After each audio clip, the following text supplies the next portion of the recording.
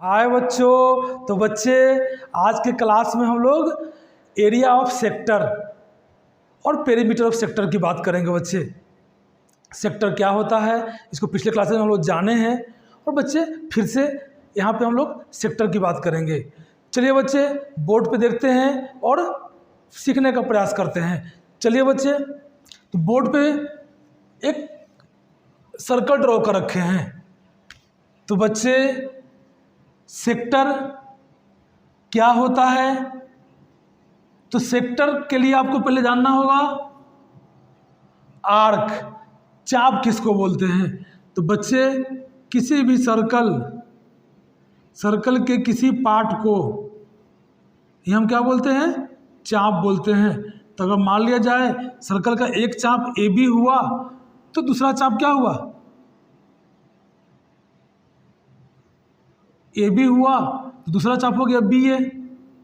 यहाँ बच्चे चाप के लिए हम लोग 3 पॉइंट्स लेके चलेंगे तो डिनोट करना ज़्यादा आसान रहेगा।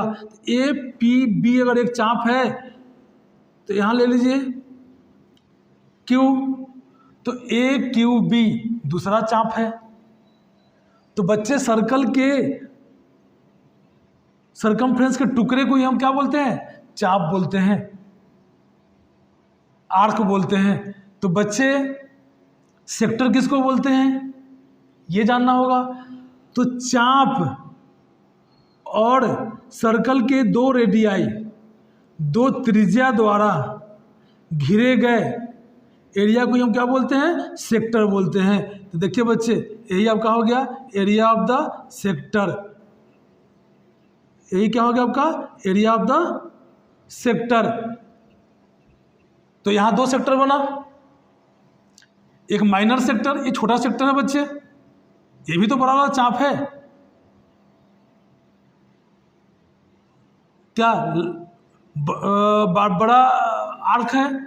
तो बच्चे बड़ा आर्क और 2 रेडियाई द्वारा घिरे हुए पार्ट को हम क्या बोलते हैं, सेक्टर ही बोलते हैं। तो देखिए बच्चे एक सेक्टर यहाँ ये बना, इसको बोलेंगे मेजर सेक्टर। क्या होगा बच्चे, ये मेजर सेक्टर, इसको बोल देंगे मेजर सेक्टर।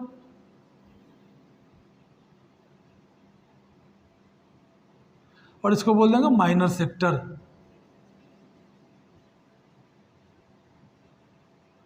बच्चे जब सेक्टर बन रहा है तो सेंटर ऑफ द सर्कल पे एंगल बन रहा है, क्योंकि हम बहुत अच्छे तरह से जानते हैं बच्चे कि जब कोई एक पॉइंट पूरा एक चक्कर लगाता है तब सर्कल बनता है। तो पूरा एक चक्कर लगाने में वो कितना एंगल बनाता है बच्चे, 360 डिग्री। तो सर्कल है, इस सर्कल का सेंटर है बच्चे, और सेंटर के चारों तरफ कितना डिग्री का एंगल बनता है, 360 डिग्री। अब बच्चे क्या करेंगे, अब ये आर्क द्वारा सेंटर ऑफ द सर्कल पे जितना एंगल बनेगा उसे हम लोग सेंट्रल एंगल बोलते हैं। क्या बोलते हैं बच्चे, सेंट्रल एंगल। तो मान लेते हैं यहाँ पे थीटा आपका एंगल बन रहा है चाप ए पी बी द्वारा, तो सेंट्रल एंगल हो गया थीटा। तो बच्चे ये पूरा एंगल 360 था और उसमें क्या हुआ, ये थीटा ही एंगल कवर किया। तो इसका एरिया कैसे निकालेंगे। तो बच्चे पूरा सर्कल का एरिया हम जानते हैं, जब पूरा 360 एंगल बनाता है तब कितना उसका एरिया होता है। तो हम जानते हैं area of the circle, area of a circle pi are square. तो बच्चे जब 360 एंगल बनाता है तो एरिया होता है पाई आर स्क्वायर। अब क्या हो रहा है बच्चे, ये जो सेक्टर है माइनर सेक्टर, ये थीटा एंगल बनाता है। तो हम क्या करेंगे, इस सेक्टर का एरिया निकालने के लिए इनटू थीटा अपॉन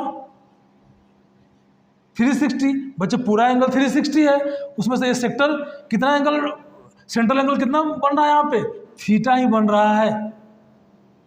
तो क्या करेंगे, पाई आर स्क्वायर ऐसे बच्चे यूनिटरी मेथड में जब हम लोग कर सकते हैं कि जब 360 डिग्री एंगल है, सेंट्रल एंगल, तो एरिया कितना है पाई आर स्क्वायर। जब 1 डिग्री होगा तब कितना जाएगा बच्चे, पाई आर स्क्वायर अपॉन 360। जब थीटा डिग्री होगा तब कितना होगा बच्चे, pi are square upon 360 into theta. मतलब यही फॉर्मूला क्या निकल के चला आएगा बच्चे, pi are square theta upon 360 degree square unit. यही बच्चे क्या होगा आपका एरिया ऑफ सेक्टर। ये क्या हो गया बच्चे, एरिया ऑफ सेक्टर।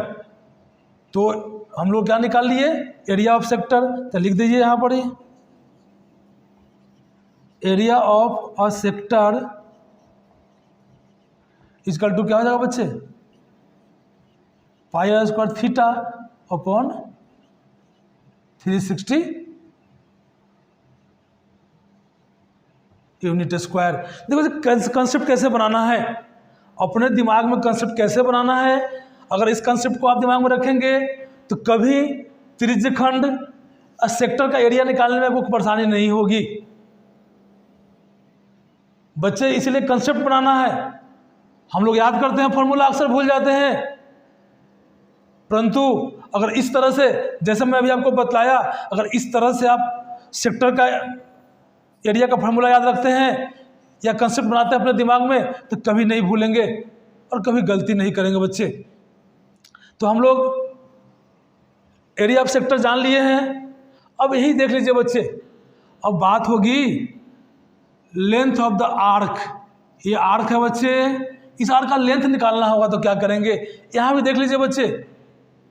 जब 360 एंगल बनता है सेंट्रल एंगल, तो कितना होता है उसका सरकमफ्रेंस सर्कल का 2 पाई आर होता है बच्चे। परंतु अब यहाँ एंगल कितना बन रहा है, थीटा बन रहा है। जब थीटा बन रहा है तब आर्क का लंबाई कैसे हम निकालेंगे उसको देखते हैं बच्चे। यहाँ भी यही कंसेप्ट लगेगा, क्योंकि हम जानते हैं बच्चे जब 360 डिग्री सेंट्रल एंगल होता है तब पूरा सर्कल का सरकमफ्रेंस कितना होता है 2 पाई आर। जब 1 डिग्री होगा तो क्या होगा बच्चे, यूनिटरी मेथड में 2 पाई आर अपॉन 360 डिग्री। तो बच्चे ये जो आर्क है ये बी, ये क्या कर रहा है, सेंटर पे थीटा एंगल बना रहा है। तो जब थीटा एंगल बना रहा है तब क्या हो जाएगा, इस ए बी का length 2 pi R upon 360 degree into theta. तो बच्चे फॉर्मूला ये हुआ एक, इसी को सॉल्व कर देंगे, इसको कैंसिल कर देंगे तो क्या हो जाएगा, पाई आर थीटा अपॉन 180 डिग्री। तो बच्चे अगर ये कंसेप्ट रखेंगे हम लोग लेंथ ऑफ द आर्क निकालने का, तो हम लोग क्या करेंगे, आसानी वे में निकाल पाएंगे, कभी नहीं भूलेंगे बच्चे। इसलिए कंसेप्ट क्या है इसको आप दिमाग में रखें, और कंसेप्ट को एक बार समझ जाएंगे फिर आप कभी भी आर्क का लेंथ निकालने में गलती नहीं करेंगे बच्चे। तो length of an arc equal to, बच्चे लेंथ ऑफ एन आर्क क्या होगा, pi R theta upon 180 degree. जो भी यूनिट रखिए बच्चे वो यूनिट होगा। अब बच्चे length of an arc, arc का लेंथ निकालना हम जान गए हैं, तो पेरीमीटर ऑफ सेक्टर की बात कर सकते हैं बच्चे। अब देखिए पेरीमीटर ऑफ सेक्टर में क्या है, 2 रेडियाई है सर्कल का और ये लेंथ ऑफ द आर्क है बच्चे। तो क्या हो जाएगा perimeter, perimeter of a sector, क्या लिखेंगे बच्चे, perimeter of sector equal to, तो pi R theta upon 180 degree और प्लस 2 रेडियाई 2r, यही बच्चे क्या हो जाएगा आपका पेरीमीटर ऑफ द सेक्टर हो जाएगा यूनिट। तो बच्चे हम लोग सेक्टर को बहुत अच्छे तरह से यहाँ कवर किए हैं, और जो कंसेप्ट बच्चे आपको दिए हैं अगर इसको दिमाग में रखेंगे तो आप कहीं भी पेरीमीटर ऑफ सेक्टर की बात हो, लेंथ ऑफ आर्क की बात हो, एरिया ऑफ सेक्टर की बात हो, आप कभी भी कोई गलती ना करेंगे बच्चे। तो बच्चे इस क्लास को समाप्त करते हैं। गुड बाय बच्चे।